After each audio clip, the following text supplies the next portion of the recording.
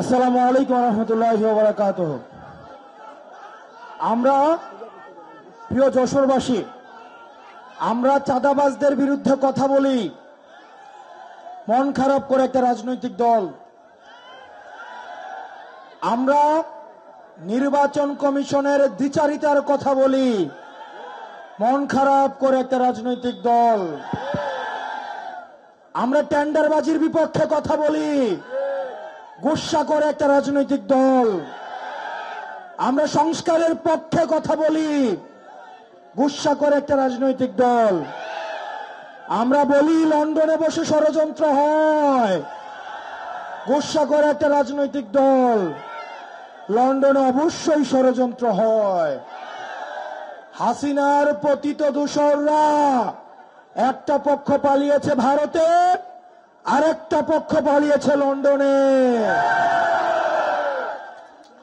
সুতরাং যারা ফেসিবাদ বিরোধী রাজনৈতিক দলে যারা আছেন, আপনারা গুসা করেন না।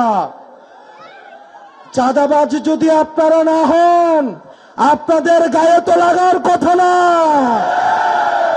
টেন্ডারবাজ যদি না হন, আপনাদের গায়ে তো লাগার কথা না।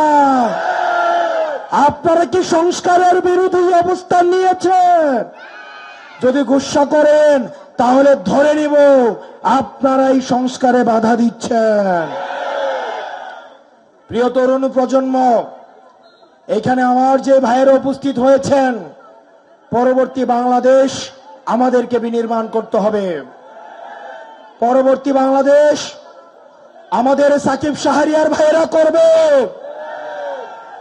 পরবর্তী বাংলাদেশ খালেদ সাইফুল্লাহ ভাইয়েরা করবে, ইয়াহিয়া জিসাইল ভাইয়েরা করবে।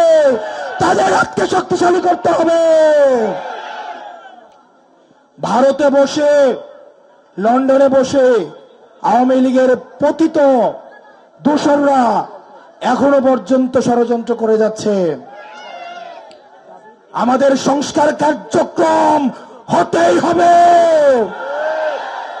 তাতে যদি কেউ বাধা দেয় তাহলে আমরা ধরে নেব আওয়ামী লীগকে পাহারা দেওয়ার জন্য আওয়ামী লীগের এক্সটেনশন হিসেবে আপনারা এই দেশে কাজ করে যাচ্ছেন। প্রিয় যশোরবাসী, ৭১ সর্বপ্রথম যেই জায়গাটা স্বাধীন হয়েছে সেটা হচ্ছে যশোর। আমরা যশোরে দাঁড়িয়ে বলছি, এই যশোর থেকে আমাদের সংস্কার, বিচার এবং নির্বাচন কার্যক্রমে নেতৃত্ব দিতে হবে। অত্যন্ত সুপরিকল্পিতভাবে এনসিপি কে নির্বাচন বিরোধী বানিয়ে দেওয়া হচ্ছে। আমরা এনসিপি সবচেয়ে প্রগতিশীল এবং নির্বাচনের জন্য সবচেয়ে যদি কেউ কথা বেশি বলে থাকে সেটা হচ্ছে এনসিপি।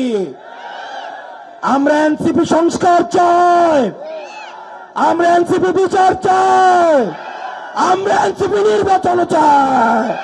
আর একটা দল রয়েছে তারা কেবল নির্বাচন চায়। আমাদেরকে তিনটাই দিতে হবে।